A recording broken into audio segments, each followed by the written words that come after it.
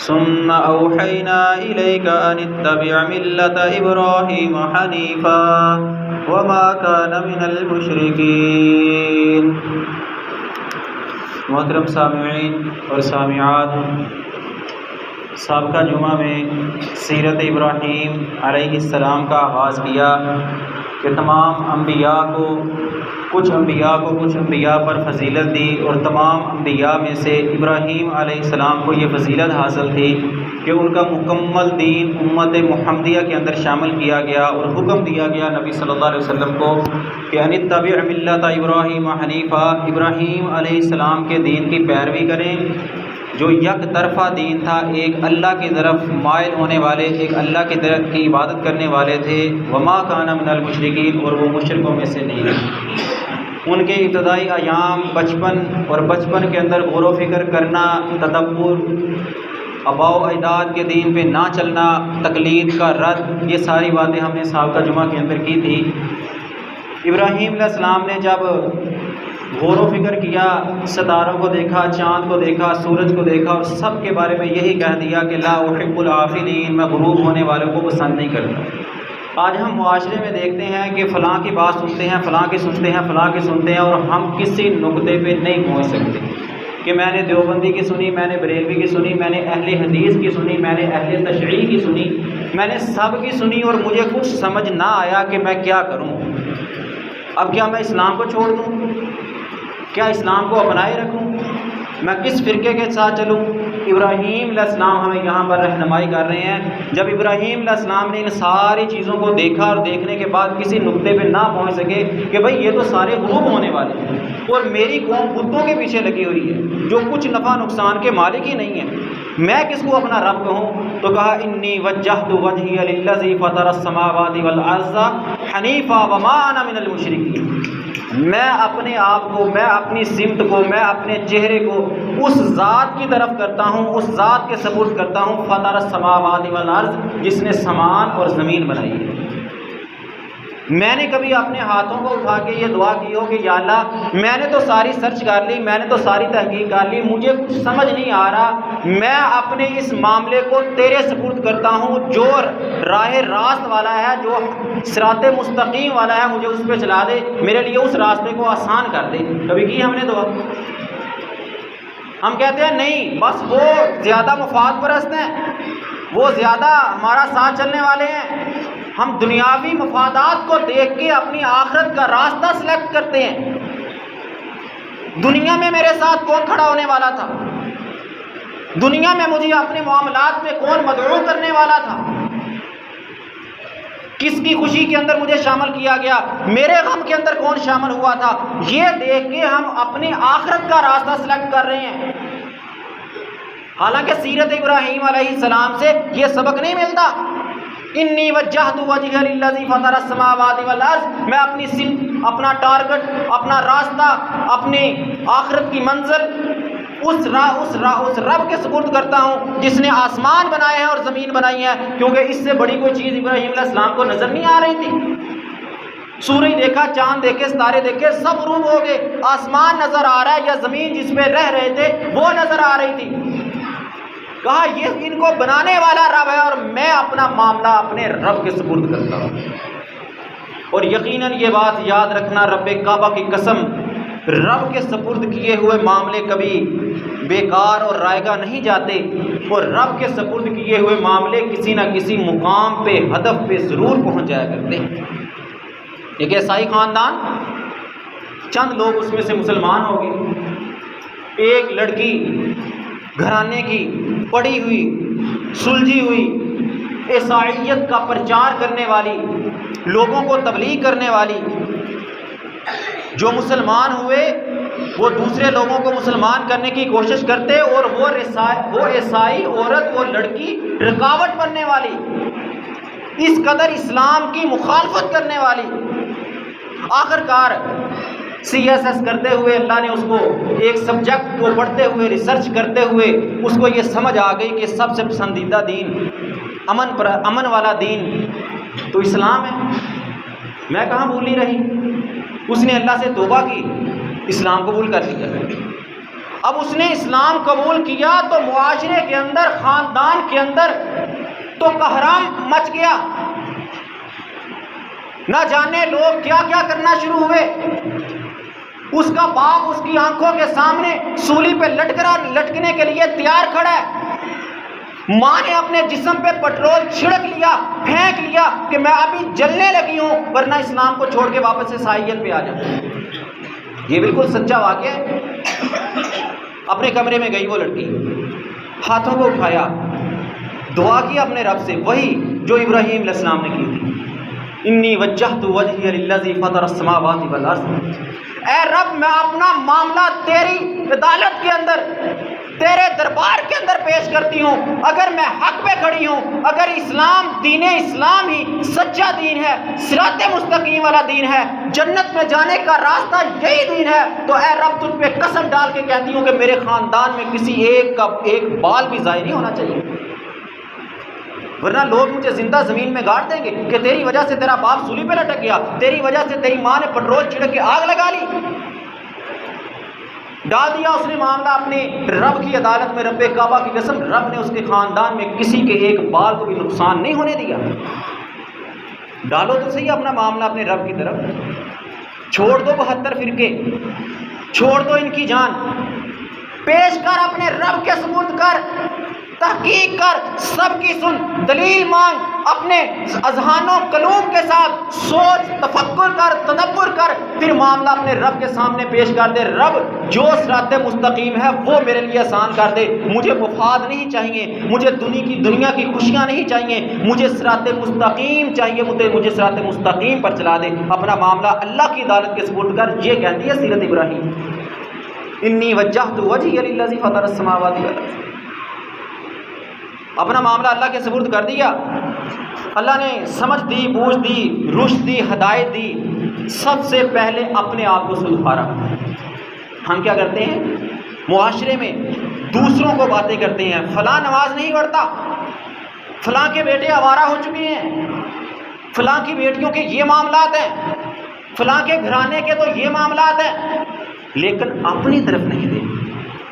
یہ بات یاد رکھنا، اگر چاہتے ہو کہ تمہاری بات میں وزن آئے، لوگ تمہاری بات کو سنیں، لوگ اپنے فیصلے کروانے کے لیے اپنی مجالس کے اندر تم کو بلائیں، تو اپنے آپ کے اوپر دین کو لاگو کرو۔ ابتدا اپنے آپ سے کرو، جس طرح ابراہیم علیہ السلام نے پہلے خود سوچا، تفکر کیا، تدبر کیا، اپنا معاملہ اللہ کی عدالت میں پیش کیا، صراط مستقیم کو خود تلاش کیا، اپنے آپ کو صراط مستقیم پہ، اللہ کے راستے پہ چلایا۔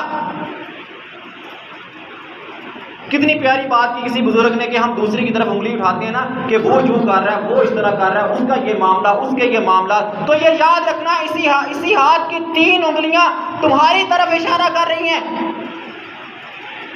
کہ انسان تیرے کیا معاملات ہیں؟ تیری 5-6 فٹ کی باڈی کے اوپر اسلام نافذ ہے؟ تیرے 24 گھنٹے، دن اور رات کے 24 گھنٹے اسلام کی عین مطابق ہے؟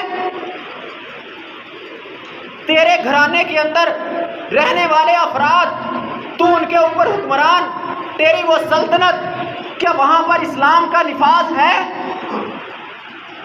ہم کہتے ہیں جی میں بطور استاد شاگرد میری بات نہیں مانتے، میں بطور خاوند بیوی میری اطاعت نہیں کرتی، میں بطور والد اولاد میری فرما بردار نہیں ہے۔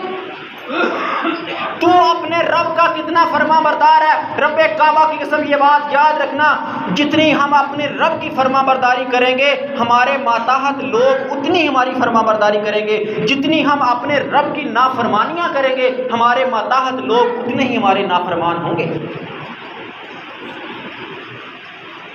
اگر کوئی معاملات گڑبڑ ہیں، دنیا کی زندگی میں الجھنے پریشانیاں ہیں، تو مت کسی پہ الزام لگا، ان کی غلطیاں کوتاہیاں ان کی بھی، ذرا اپنے اور اپنے رب کے معاملات کو سرچ کر، تحقیق کر، تلاش کر غلطی کہاں پہ ہے، تلاش کر سستی کہاں پہ ہے۔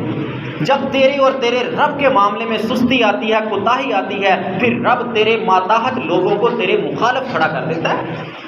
ورنہ رب کا تو یہ وعدہ تھا متقی کے بارے میں، رب سے ڈرنے والے کے بارے میں جن انعامات کا ذکر کیا، ان میں سے ایک انعام کیا تھا کہ میں رب کہتا میں آسمان والوں میں اعلان کرتا ہوں، فاحبو، او آسمان والوں، فرشتوں سنو، وہ فلاں دنیا کا بندہ رہنے والا، فلاں دنیا کے ملک کونے جزیرے پہ کوئی جاننے والا نہیں ہے، لیکن اس کے دل میں رب کا ڈر موجود ہے، خوف موجود ہے، وہ گناہ نہیں کرتا، نیکی پہ لگا رہتا ہے، اس کی تنہائیاں پکیزہ ہے، اس کا موبائل پکیزہ ہے، میں رب رحمان اس سے محبت کرتا ہوں، آسمان والوں تم بھی اس سے محبت کرو، ثم یوزع له القبول فی الارض، پھر زمین والوں میں اس کے لیے قبولیت رکھ دی جاتی ہے، لوگ اس کی بات کو سننے کے لیے تیار ہوتے ہیں، اس کی بات میں ایک معیار، ایک وزن ہوتا ہے۔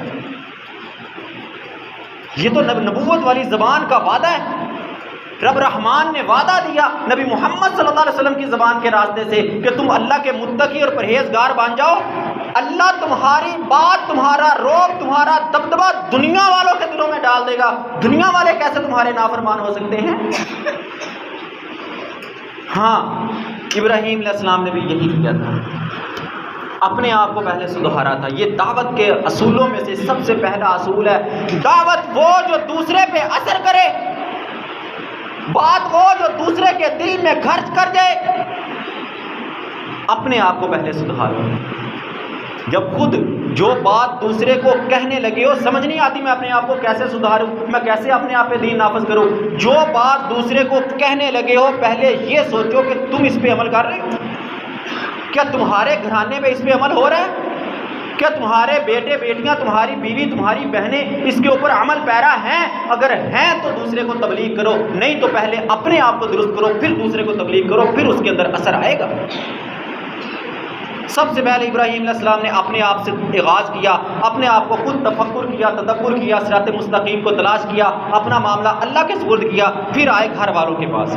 سورۃ مریم آیت نمبر 41، اذ قال لابیہ یا ابت لم تعبد ما لا یسمع ولا یبصر ولا یغنی عنک شیئا، اے میرے باپ کیوں تم ان کی عبادت کرتے ہو جو سنتے نہیں ہیں، دیکھتے نہیں ہیں، ولا یغنی عنک شیئا، اور تمہارے کسی کام آنے والے نہیں ہیں، تمہیں کوئی فائدہ پہنچانے والے نہیں ہیں۔ لا یغنی عنک شیئا کا مطلب ہوتا ہے کہ بالکل کوئی فائدہ ہے ہی نہیں، اس کا نقصان ہی نقصان ہے، کوئی فائدہ ہے ہی نہیں۔ پہلے دلیل پیش کی، پہلے بے فائدہ ہونے کی دلیل پیش کی کہ یہ تو سنتے نہیں ہیں، دیکھتے نہیں ہیں، یہ بت جو تم اپنے ہاتھوں سے تراشتے ہو، اپنے ہاتھوں سے گڑتے ہو، ان کو کھڑا کر لیتے ہو، ان کی پوجا کرتے ہو، ان کو سجدہ کرتے ہو، ان کے سامنے جھکتے ہو، یہ تو خود اپنے نفع نقصان کے مالک نہیں، جو تم بولتے ہو یہ سن نہیں سکتے، یہ تمہیں دیکھ نہیں سکتے، یہ تو تمہارے کسی کام کے نہ ہوئے۔ اسی لیے کہتے ہیں نا کہ کسی کے سامنے کوئی بات کرنی ہے، کسی کو کسی کا جرم ثابت کروانا، بڑا اہم نقطہ ہے ابراہیم علیہ السلام کی سیرت۔ جب کسی کو سزا دینی ہو کسی جرم کی، سب سے پہلے اس کو اس کا جرم ثابت کرواؤ، خاص طور پہ اساتذہ کے لیے، طلباء پر جب سزا دینی ہو، یا والدین اولاد کو کوئی سزا، کوئی جرم کیا ہے، سزا دینی ہے، ان کو سرزنش کرنی ہے، ڈانٹنا ہے، پہلے اس کو بلاؤ، بیٹا تو نے ایسے کیا غلط تھا یا صحیح تھا، وہ اقرار کرے، مانے کہ ہاں بابا واقعی غلط تھا، مجھے ایسے نہیں کرنا چاہیے تھا، پھر اس کو بتاؤ کہ یہ غلط تھا، یا معاف کرنا تو معاف کر دو، سمجھا دو۔ اگر سزا دینا چاہتے ہو تو جرم ثابت کروا کے پھر سزا دو۔ وہ کبھی تمہاری مخالفت پہ اگر شدید ہے تو تب بھی کھڑا نہیں ہوگا، اگر بیٹا ہے بیٹی ہے تو رب کعبہ کی قسم کبھی تمہاری مخالفت پہ اس کے دل میں بات تک نہیں آئے گی، کیونکہ اس کو یقین ہوگا کہ میں نے جرم کیا تھا، اس جرم کی سزا مجھے ملی ہے۔ ابراہیم علیہ السلام نے پہلے جرم ثابت کروایا، کیا کہا؟ لا یسمع ولا یبصر، بابا یہ جو تم جن کی عبادت کرتے ہو، جن کی پوجا کرتے ہو، یہ سنتے نہیں ہیں، دیکھتے نہیں ہیں، لا یغنی عنک شیئا، تمہارے کچھ کام آنے والے نہیں ہیں۔ اب ابراہیم علیہ السلام نے جس معاشرے میں آنکھ کھولی نا، تو انہوں نے پہلے اپنے آپ پہ تفکر کیا، تدبر کیا، اللہ کی نعمتوں کے اوپر کیا، اللہ کی بنائی ہوئی چیزوں کے اوپر کیا، پھر دیکھا کہ میری قوم کس زاویے پہ کھڑی ہے، میری قوم کیا کر رہی ہے، کیا میری قوم فائدے والے کام کر رہی ہے یا نقصان والے کام کر رہی ہے۔ اگر نقصان والے کام ہیں تو ان کو اس کے نقصان بتلائے، اور بتلایا کہ لا یغنی عنک شیئا۔ لیکن ہم ساری زندگی گزار دیتے ہیں گھرانوں کے اندر، باپ دادا کا دین نہیں چھوڑتے، باپ دادا کے رسم و رواج نہیں چھوڑتے۔ تو بھائی کہاں جا رہے ہو؟ میں دادا کے دربار میں جا رہا ہوں۔ کیوں جا رہے ہو؟ میرا بابا حاضری دیا کرتا تھا، میں اس لیے جا رہا ہوں۔ 50% ایسے لوگ ہیں درباروں پہ جانے والے، کچھ تو وہ ہیں جو ویژن لے کے جاتے ہیں، مقصد لے کے جاتے ہیں، جن کے ذہنوں میں مقاصد، جھوٹے مقاصد اپلوڈ کیے ہوتے ہیں، اور 50% وہ لوگ ہوتے ہیں جن کو کوئی پتہ نہیں ہم کس لیے جا رہے ہیں۔ بس میرا بھائی جاتا تھا، میری ماما جاتی تھی، میرے بابا جاتے تھے، ہم اس لیے جا رہے ہیں، بس ہم انہی کے ویژن کو لے کے چل رہے ہیں، انہی کے مقصد پہ چل رہے ہیں، ہمیں کوئی پتہ نہیں کس لیے جا رہے ہیں۔ لیکن ہم نے کبھی ان کو نہیں روکا کہ بھائی فائدہ کیا ہے، نقصان کیا ہے، جہاں تم جا رہے ہو، جو لینے جا رہے ہو، کیا تمہیں وہاں سے ملتا ہے؟ شادی کا موقع، رسم و رواج شروع ہو گئی، یہ بھی کریں گے، یہ بھی کریں گے، یہ بھی کریں گے، یہ بھی کریں گے۔ باپ ہاتھ باندھ کے بیٹھا ہے، بھائی تم روکتے کیوں نہیں ہو؟ بھائی اولاد کے آگے مجبور ہوں۔ او بھائی تیری اولاد، تو بھی مسلمان، اولاد بھی مسلمان، گھرانہ مسلمان، محلہ مسلمان، سارے کا سارا معاشرہ مسلمان، تو کس وجہ سے ہاتھ باندھ کے بیٹھا ہے؟ ذرا دیکھ ابراہیم علیہ السلام کی سیرت کو، فوراً روک دیا تھا، لا یسمع ولا یبصر، یہ دیکھتے نہیں ہیں، سنتے نہیں ہیں، لا یغنی عنک شیئا، تمہیں اس کا کیا فائدہ؟ بابا یہ جو برات پہ تم ہزاروں روپے پھینک رہے ہو، اس کا فائدہ کیا ہے؟ کبھی پوچھا ہم نے؟ بابا یہ جو تم ڈھولکی والے لے کے جا رہے ہو، یہ جو بھنگڑا ڈال رہے ہیں، اس کا ہماری شادی کے ساتھ کیا تعلق ہے؟ پوچھا کبھی ہم نے بابا سے؟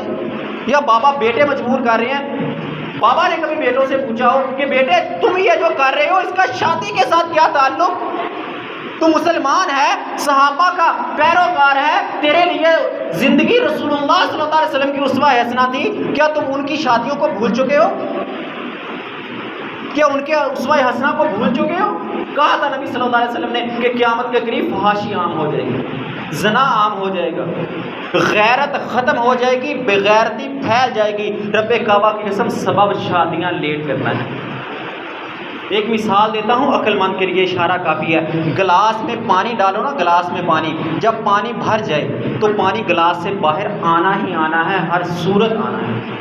جب بچہ اور بچی جوان ہو جائے نا تو ان کو شادی کر دو، ورنہ گناہ کی طرف وہ مائل ہو جاتے ہیں، کسی صورت میں ہو، کسی راستے میں ہو، الا ماشاءاللہ جس کو اللہ انتہائی تقویٰ دے دے۔ ورنہ جس معاشرے سے ہم گزر رہے ہیں، جس ٹیکنالوجی کے دور سے ہم گزر رہے ہیں، کوئی لاکھوں میں ایک دو ہوگا جو بچ جائے، ورنہ بہت مشکل کام ہے۔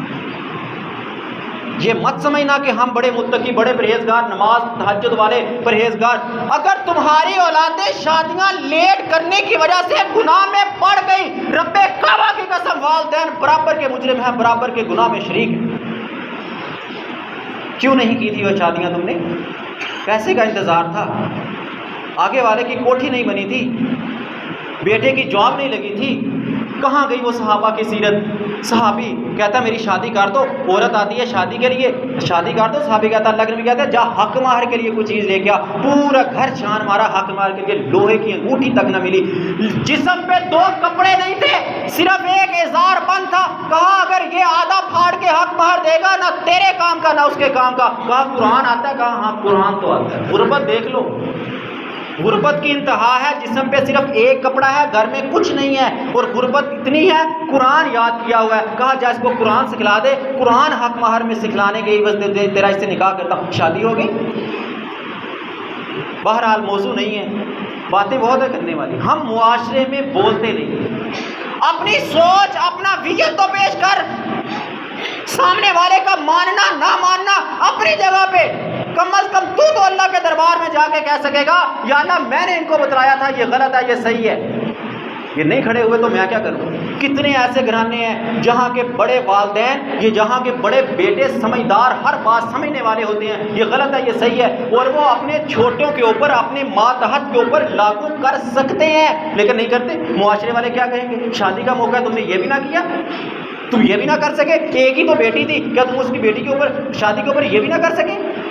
ایک ہی تو بیٹا تھا، کیا اس کی شادی کے اوپر تم یہ بھی نہ کر سکے؟ سمجھ ساری ہے، صرف لوگوں کی باتوں سے ڈرنے کے لیے، اور رب کعبہ کی قسم تمہارے قبر میں لوگ نہیں جائیں گے، تم اکیلے جاؤ گے۔ اللہ کی عدالت میں جب حساب کتاب ہوگا تم اکیلے کا ہوگا، تمہارا خاندان تمہاری بیک پہ نہیں کھڑا ہوگا۔ کون سا معاشرہ تھا ابراہیم علیہ السلام کا؟ کیا ایک عقیدہ تھا، سوچ ایک تھی، راستہ ایک تھا ابراہیم علیہ السلام کا اور قوم کا؟ کیا گھر والے ساتھ بیک پہ کھڑے تھے؟ کیا کسی لمبے چوڑے MNA MP AS تھانے دار کے ساتھ رابطے تھے ابراہیم علیہ السلام کے؟ کچھ نہیں تھا۔ ہاں ایک چیز تھی ابراہیم علیہ السلام، انی وجہت وجہی للذی فطر السماوات والارض، اپنا معاملہ اللہ کی عدالت میں پیش کر کے اللہ کا ساتھ حاصل کیا تھا۔ ہم نے کبھی یہ دعا کی ہو یا اللہ میرے بیٹے کی مجلس خراب ہوئے جا رہی ہے، اس کو راہ راست کے اوپر لے آ؟ اولاد مانگ لیتے ہیں، شادی کی بہت جلدی ہے، شادی کروا دے، یا شادی کروا دے جلدی، شادی بھی ہوگی، پھر اولاد کی جلدی ہے، رب اولاد دے دے، اولاد دے دے۔ او بھائی اولاد مانگو، سالے مانگو، رب نے دے دی ہے، پھر ہاتھ اٹھاؤ، معاملہ ختم نہیں ہوا، ذمہ داری ختم نہیں ہوئی۔ یا اللہ اس کو اپنے والدین کا فرما بردار بنا، یا اللہ اس کو اپنا، اللہ کا، رسول اللہ کا، اپنے والدین کا، اپنے بڑے کا فرما بردار بنا۔ یا اللہ اس کو معاشرے میں ایک اچھا نمونہ بنانا، اس کو ایک ہیرا بنانا، اسلام کا ہیرا بنانا، اس کی مجلس خراب نہ ہونے دینا۔ یہ ذمہ داری ہے ہماری، دعائیں کرنا والدین کے لیے، اولاد کے لیے۔ ما لا یسمع ولا یبصر، ابراہیم علیہ السلام نے کہا یہ تو سنتے نہیں ہیں، دیکھتے نہیں ہیں، ان کا تو یہ جرم ہے، ان کا فائدہ کیا ہے تمہیں؟ لا یغنی عنک شیئا، تمہیں ان کا کوئی فائدہ نہیں ہے، تم کیوں اس کی عبادت کرتے ہو؟ اور یہ بات یاد رکھنا، لفظ تھوڑے سے سخت ہیں لیکن غصہ مت کرنا، بات سمجھانے کے لیے کروں گا۔ مشرک کے لیے پاگل ہونا لازمی ہے۔ جو شرک کرنے والا ہے نا، قبر کی پوجا کرنے والا ہے، دربار پہ حاضری دینے والا، میں دلیل سے بات کروں گا، ویسے نہیں۔ دربار پہ جانے والے لوگ میری بات کے ساتھ شاید ایگری کریں گے۔ دربار پہ مانگنے والے بیٹھے ہوتے ہیں، ملنگ، فقیر، اللہ کے نام پہ دے دو، اللہ کے نام پہ دے دو۔ کس سے مانگ رہے ہیں؟ بابا جی سے؟ قبر میں پڑے ہوئے سے؟ نہیں، وہ دربار پہ جانے والوں کے آگے ہاتھ پھیلا رہے ہیں، اللہ کے نام پہ خیرات۔ کیوں؟ تم بابے سے مانگ رہے ہو، قبر میں لیٹے ہوئے سے مانگ رہے ہو، وہ تم سے مانگ رہے ہیں۔ اگر واقعی وہ دینے والا ہے تو وہ فقیر اس سے کیوں نہیں مانگتا، تم سے کیوں مانگ رہا ہے؟ کبھی سوچا ہم نے؟ کیونکہ ہم نے تو عقل استعمال ہی نہیں کرنی، ہم نے تو شاید یہ ذہن اور یہ دل ڈبا پیک واپس لے کے جانا ہے۔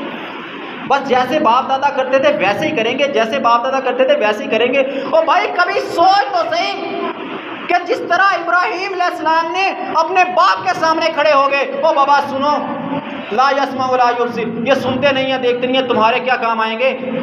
تم بھی ذرا جاؤ نا، چلے جاؤ دربار میں بابا کے ساتھ، ماما کے ساتھ۔ ماما تم آئے ہو یہاں پہ کیا کرنے آئے ہو؟ اولاد مانگنے، رزق مانگنے، مشکلات بھر لانے۔ یہ جو دربار پہ ملنگ کھڑے ہیں، یہ جو فقیر کھڑے ہیں، یہ تو مجھ سے مانگ رہے ہیں، یہ ہم سے مانگ رہے ہیں، یہ اس سے کیوں نہیں مانگتے؟ فوراً آگے سے جواب آئے گا، وہ ان کو دے نہیں سکتے۔ وہ یار ان کو نہیں دے سکتے تو تمہیں کہاں سے دیں گے؟ سوچو، یہی چیز ہے ابراہیم علیہ السلام کے پوری سیرت میں سب سے بڑی چیز جو ابراہیم علیہ السلام کی سیرت میں ہے، تفکر و تدبر۔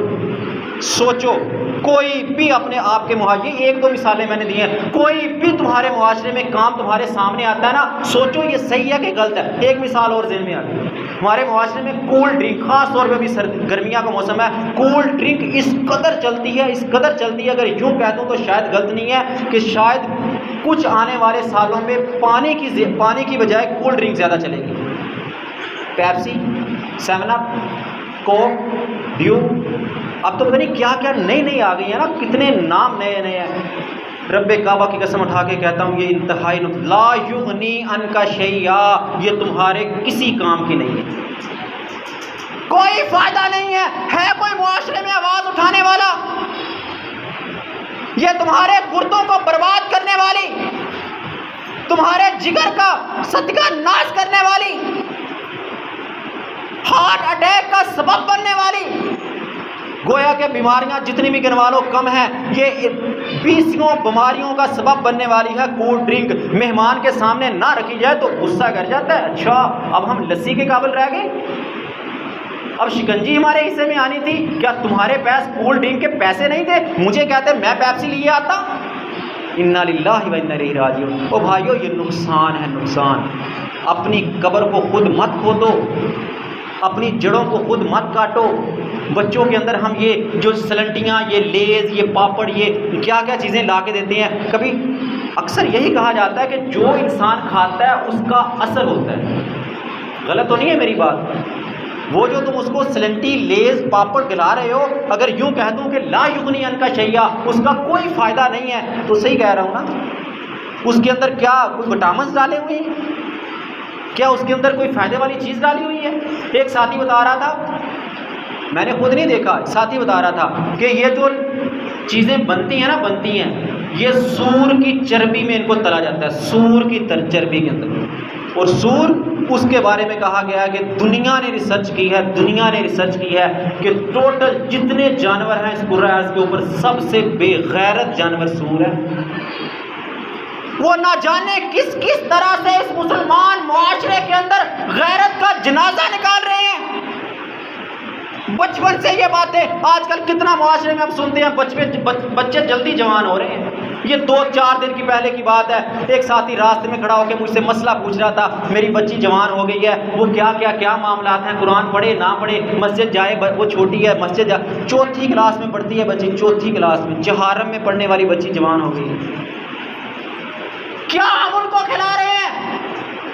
کیا ہم نے کبھی سوچا جو پروڈکٹس ہم ان کو دے رہے ہیں کہیں لا یغنی عنک شیئا، اس کا کوئی فائدہ نہیں، نقصان در نقصان ہم کر رہے ہیں، ان کا نقصان در نقصان کر رہے ہیں۔ او بھائیو یہ چیزیں چھوڑ دو، ان کا کوئی فائدہ نہیں ہے، تمہیں کوئی نہیں بتائے گا۔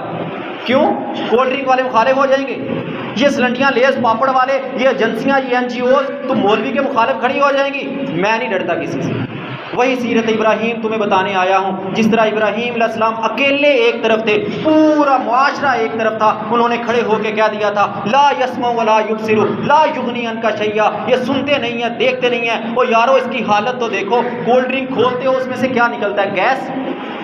جا کے تمہارے میدے میں گیس تمہاری آنتڑیوں کو پھلا دیتی ہے، جب آنتڑی پھولتی ہے تو کیا معاملے بنتے ہیں، پھر میدے میں گیس، میدے میں درد، میدا خود کھانا ہضم کرے گا تو طاقتور ہوگا، جب تم کولڈ ڈرنک پیو گے گیس کی وجہ سے کھانا ہضم ہو جائے گا، تمہارے میدے کے مسام اسی طرح ساکن رہیں گے، حرکت نہیں کریں گے تو وہ کمزور ہو جائیں گے، پھر ڈاکٹر کی موجیں لگ جائیں گی، پھر دوائی آ رہی ہے، پھکیاں آ رہی ہیں، میجونے آ رہی ہیں، نہ جانے کیا کیا کچھ آ رہا ہے۔ یہ چیزیں ہیں جو ہم سوچتے نہیں ہیں کہ ہمارا فائدہ ہے یا نقصان۔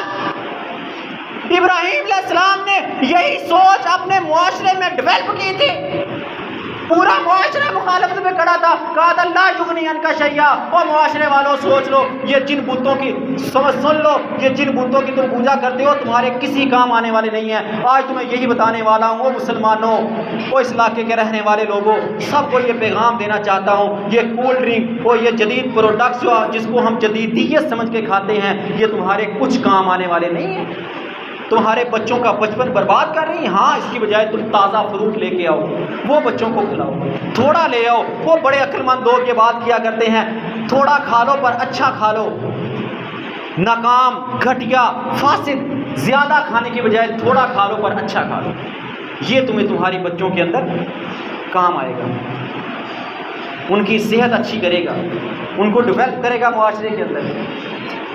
یہی ابراہیم علیہ السلام نے اپنے لوگوں کو کہا تھا لا یغنی عنک شیئا۔ ہاں، نقطہ یہی نکلا کہ اپنے معاشرے کے ایک ایک کام پہ نظر رکھ، جو صحیح ہے صحیح کے ساتھ کھڑا ہو جا، اگر غلط ہے تو اس کو غلط کہہ، یہ کہتی ہے سیرت ابراہیم۔ ہم کہتے ہیں لوگ مخالف ہوں گے، وہ ابراہیم علیہ السلام کا پورے کا پورا معاشرہ، گھر بار، والدین، ماں باپ، سب کے سب مخالفت پہ کھڑے ہو گئے تھے، کیا ناکام ہو گئے ابراہیم علیہ السلام؟ کیا اللہ تعالیٰ نے بیکار چھوڑ دیا تھا؟ اگر تم حق پہ کھڑے ہو تو اللہ کے سامنے ہاتھ اٹھا دو، یا اللہ میں نے ان کو فائدہ بتایا ہے، میں نے ان کو نقصان سے بچانے کی کوشش کی ہے، یا اللہ تو میرا ساتھ دینا۔ رب کعبہ کی قسم، رب تمہیں جلتی ہوئی آگ سے بھی بچا کے باہر نکال لے گا۔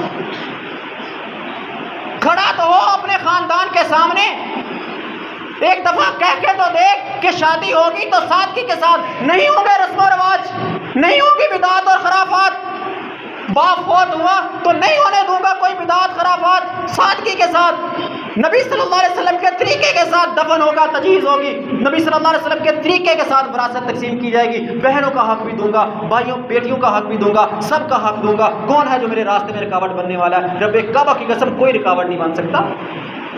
جس طرح ہم کہتے ہیں نا کہ ہماری حکومت کیوں نہیں آنکھیں دکھاتی امریکہ کو، امریکہ ہمارا کچھ نہیں بگاڑ سکتا، تو آج تمہیں یہ کہنے آیا ہوں تم بھی اس صراط مستقیم پہ کھڑے ہو جاؤ، نہ تمہارا خاندان کچھ بگاڑ سکتا ہے، نہ تمہارا معاشرہ کچھ بگاڑ سکتا ہے۔ جس طرح ابراہیم علیہ السلام کو اللہ نے عزت دی، مقام دیا، رب کعبہ کی قسم تم صراط مستقیم پہ کھڑے ہو جاؤ، چھوڑ دو یہ شرک، سارا معاشرہ تمہیں چھوڑ جاتا ہے تو چھوڑ جائے، تم کھڑے ہو جاؤ صراط مستقیم پہ، رب تمہیں وہاں سے محفوظ بچا لے گا۔ یہ کہتی ہے سیرت ابراہیم علیہ السلام۔ یا ابت انی قد جاءنی من العلم ما لک یاتی فاتبعنی اہدک صراطا سویا، کہا ہے میرے باپ میں تمہارے پاس علم لے کے آیا ہوں جو تمہارے پاس نہیں تھا، میری پیروی کر لیں، یہ سیدھا راستہ ہے۔ پہلے بتایا کہ یہ جو جن کی تم پوجا کر رہے ہو یہ سنتے نہیں ہیں، دیکھتے نہیں ہیں، تمہارے کچھ کام آنے والے نہیں ہیں۔ پھر بتایا کہ میں جو ویژن لے کے آیا ہوں، میں جو نظریہ پیش کر رہا ہوں، جو میری سوچ ہے یہ صحیح سوچ ہے، یہ تمہارے پاس پہلے نہیں تھی، پہلے تم نے کبھی اس کے بارے میں نہیں سوچا تھا، اس سوچ کے اوپر عمل کر لو، صراطا سویا، یہ سیدھا راستہ صراط مستقیم والا نہیں، یہی ہے۔ یا ابت لا تعبد الشیطان ان الشیطان کان للرحمن عصیا، اے میرے بابا شیطان کی پیروی مت کرنا، شیطان اپنے رب رحمان کا نافرمان تھا۔ کتنے لوگ ہیں جن کے والدین نشہ کرتے ہیں، کتنے لوگ ہیں جن کے والدین سگریٹ استعمال کرتے ہیں، بیڑا استعمال کرتے ہیں، نسوار کھاتے ہیں، حقہ پیتے ہیں، ہم نے کبھی منع کیا؟ کبھی بتایا ان کو کہ بابا یہ شیطان کا راستہ ہے؟ نبی صلی اللہ علیہ وسلم نے لہسن کھا کے پیاز کھا کے مسجد میں آنے سے منع کیا، اور تم سگریٹ کے کش لگا کے، اچھا یہ بتاؤ سگریٹ کی سمیل زیادہ گندی سمیل ہے یا پیاز لہسن کی زیادہ؟ سگریٹ کی زیادہ ہے نا۔ تو اگر نبی محمد صلی اللہ علیہ وسلم نے پیاز اور لہسن کھا کے مسجد میں آنے سے منع کیا ہے، تو کیا تم سگریٹ پی کے مسجد میں آ سکتے ہو؟ قطعاً نہیں آ سکتے۔ حقہ پی کے مسجد میں آ سکتے ہو؟ قطعاً نہیں آ سکتے۔ کیا اس گندے منہ کے ساتھ تم اشہد ان لا الہ الا اللہ پڑھو گے؟ کیا اس بدبودار منہ کے ساتھ اللہ اکبر کہو گے؟ اس اللہ کا پاکیزہ اور سب سے بلند نام لو گے؟ جس رب نے نبوت والی زبان کے راستے سے تمہیں لہسن اور پیاز کھانے پہ کہا تھا، وہ مسجد میں مت آنا، فرشتوں کو تکلیف ہوتی ہے، فرشتے مسجد کے اندر موجود ہوتے ہیں۔ یہ جو تمہارے حلال پیاز اور لہسن حلال ہے، کچا کھاؤ تو منہ سے سمیل آتی ہے، ہاں پکا کے کھاؤ کوئی حرج نہیں ہے۔ کچا کھانا ہے تو کم از کم اتنا عرصہ پہلے کھاؤ کہ مسجد میں آنے تک سمیل ختم ہو جائے، برش کرو، مسواک کرو، سمیل ختم ہو پھر آؤ، سمیل ختم کر کے آؤ۔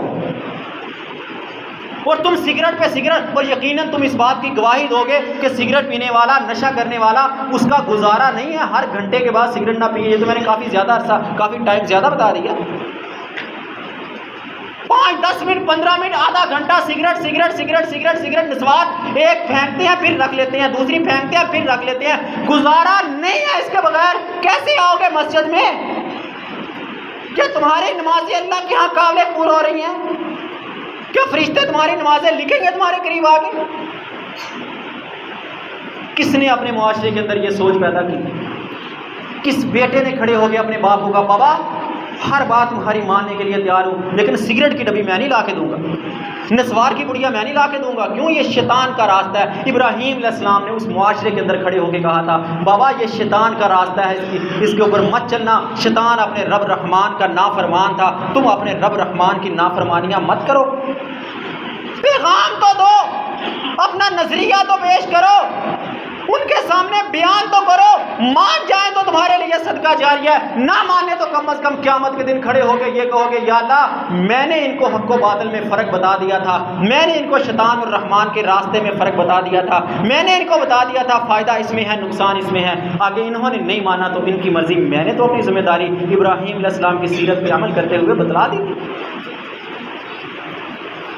یا بات انی اخاف ان یمسک عذاب من الرحمن فتکون للشیطان ولیا، اے میرے بابا میں ڈرتا ہوں کہ تمہیں رحمان کا عذاب چھوئے گا فتکون للشیطان ولیا، اور شیطان تمہارا دوست بن جائے گا۔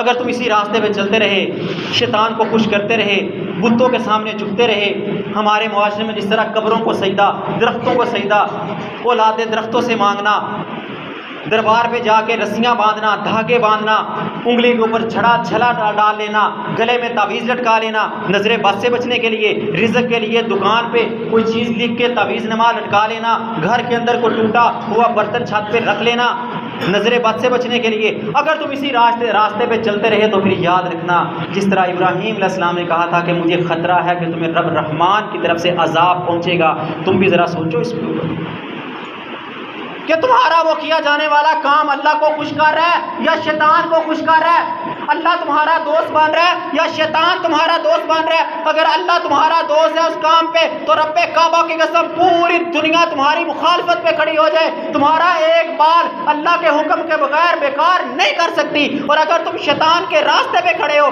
شیطان کو اپنا دوست بنا رہے ہو، شیطان کو خوش کرنے میں لگے ہوئے ہو، تو پھر یاد رکھنا پوری دنیا تمہیں بچانے کے اوپر آ جائے تو نہیں بچا سکتی۔ جس طرح ابراہیم علیہ السلام کی پورا معاشرہ، کنبہ، قبیلہ، سارے کے سارے لوگ مخالفت میں کھڑے تھے، اللہ تعالیٰ نے جلتی ہوئی آگ سے نکال لیا تھا، اور فرعون جس کے پاس دنیا کے سارے خزانے موجود تھے، لیکن دنیا کے وہ خزانے لاؤ لشکر اس کو بچا نہ سکے۔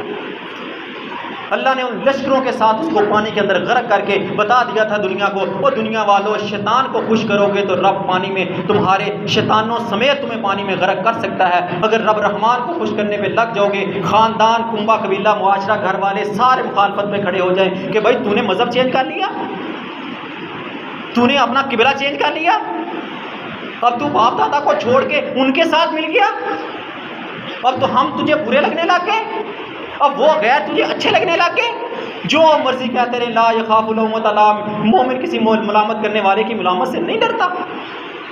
رب تجھے تیری مدد، رب کعبہ کی قسم، رب تیری مدد اسی طرح کرے گا جس طرح رب نے ابراہیم علیہ السلام کی مدد کی۔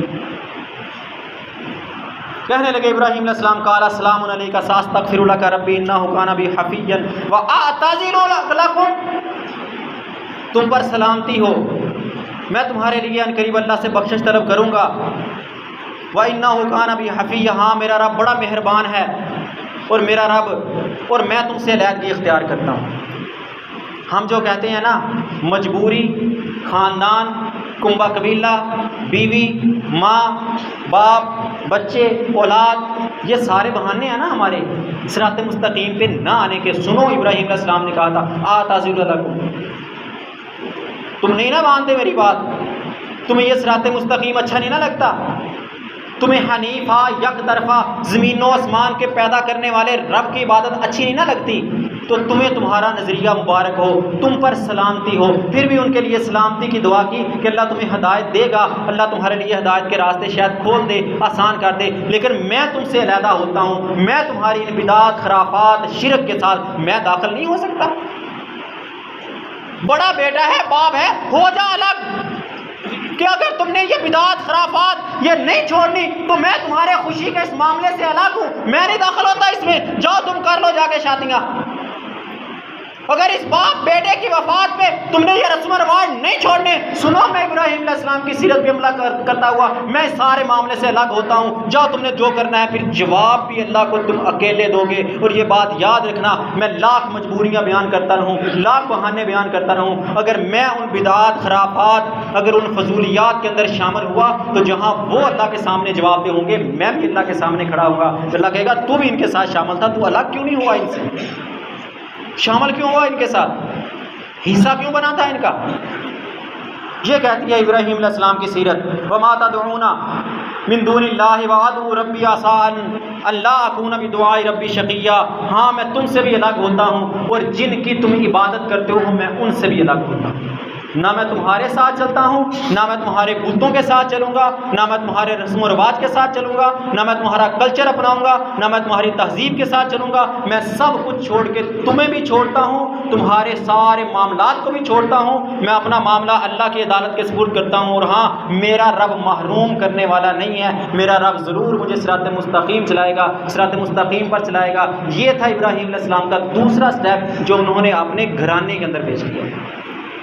سب سے پہلے اپنے آپ سے شروع کیا، پھر اپنے گھرانے سے اپنے والد کے ساتھ یہ ساری ڈسکس کی، اپنے گھر کے اندر یہ سارا مناظرہ لڑا، اپنے گھر سے الگ ہو گئے، گھر سے الگ ہوئے تو قوم کے پاس آئے، قوم سے کیا بات چیت ہوئی ہم انشاءاللہ آئندہ جمعہ کے اوپر اس کے اوپر بات کریں گے۔ اللہ تعالیٰ عمل کی توفیق عطا فرمائے۔ وما علینا